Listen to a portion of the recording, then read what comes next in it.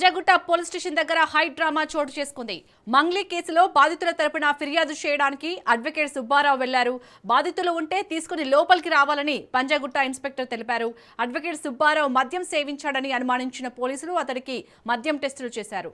రైట్గా ఇదే అంశానికి సంబంధించి మరిన్ని అప్డేట్స్ ని మా ప్రతినిధి సునీల్ అందిస్తారు. సునీల్, అటు మంగ్లీపై అటు న్యాయవాది సుబ్బారావు చేసినటువంటి వ్యాఖ్యలు, మరోవైపు సుబ్బారావు చేస్తున్నటువంటి ఎలిగేషన్స్పై కూడా నిన్న మంగ్లీ స్పందించిన తీరు కూడా మనం చూస్తాం. అయితే సుబ్బారావు చేస్తున్నటువంటి వ్యాఖ్యలు మొత్తం కూడా పూర్తిగా సరైనవి కావు.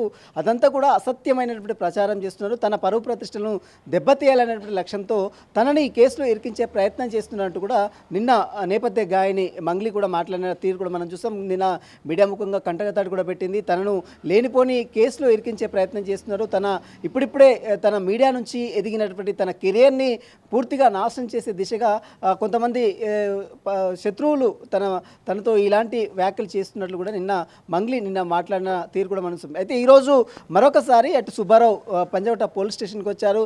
ఈరోజు మరొకసారి మంగ్లీకి సంబంధించిన విషయాలకు కొంత పోలీసులను అడిగే ప్రయత్నం చేయడానికి వచ్చినటువంటి సుబ్బారావు దగ్గర కొంత మందు వాసన రావడంతో అతన్ని వెంటనే అక్కడ ఉన్నటువంటి పోలీసులు అతన్ని డ్రంక్ అండ్ డ్రైవ్ నిర్వహించడం జరిగింది. అతను డ్రంక్ అండ్ డ్రైవ్ టెస్ట్ చేసేయడానికి కొంత నిరాకరించాడు. నేను న్యాయవాదిని, నన్నెందుకు డ్రంక్ అండ్ డ్రైవ్ టెస్ట్ చేస్తారు? ఈ తరుణంలో ఈ కేసుని పక్కదారి పట్టించేందుకు ఇదంతా కూడా పోలీసులు డైవర్షన్ పాలిటిక్స్ చేస్తున్నారు అనేది న్యాయవాది సుబ్బారావు చెప్తారు. కానీ అతని దగ్గర నుంచి వచ్చినటువంటి స్మెల్ దృష్టిలో ఉంచుకొని గత 2 రోజుల నుంచి కూడా అతను ప్రతిసారి పోలీస్ స్టేషన్కి వచ్చినప్పుడల్లా అతని దగ్గర నుంచి కొంత డ్రింక్ సంబంధించినటువంటి చేసినట్టు కొంత స్మెల్ వస్తుంది. కాబట్టి ఈరోజు పోలీసులు అతన్ని డ్రంక్ అండ్ డ్రైవ్ టెస్ట్ చేశారు. అందులో డ్రంక్ అండ్ డ్రైవ్ టెస్ట్లో 27% వచ్చింది. అంటే మ్యాక్సిమం 25 లోపే రావాలి, కానీ 25% వచ్చిందంటే అతను మద్యం సేవించి ఉంటాడు. అయితే అతన్ని అడిగిన తర్వాత పోలీసులు నిజంగా ఈరోజు మద్యం తాగావా అని అడిగిన తర్వాత నిన్న రాత్రి నేను మద్యం సేవించాను, కానీ ఇప్పుడు ఎలాంటి మద్యం తీసుకోలేదని మా వ్యాఖ్యలు అటు న్యాయవాది సుబ్బారావు చేసిన పరిస్థితి మాత్రం చూడవచ్చు. మరి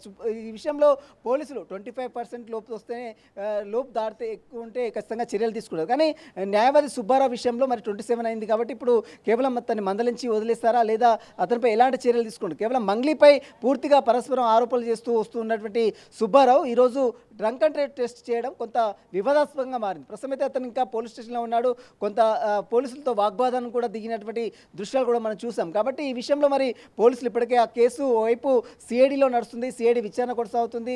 అయినప్పుడు కూడా ఇతను మైక్రో ఫైనాన్స్ పేరిట డబ్బులు తీసుకున్నట్లు పెద్ద ఎత్తున ఆరోపణలు చేస్తున్నారు. కానీ ఎలాంటి సాక్ష్యాలు, కేవలం మంగ్లీ డైరెక్ట్గా తీసుకుందనడానికి ఎక్కడ కూడా సాక్ష్యాలు, కేవలం మంగ్లీ సోదరుడు మాత్రమే అని చెప్తున్నారు. అందులో మంగ్లీ మాత్రం నిన్న క్లారిటీ ఇచ్చింది, తనకు ఎలాంటి సంబంధం లేదు, కావాలనే ఉద్దేశంతో తన పరువు ప్రతిష్టను దెబ్బతీ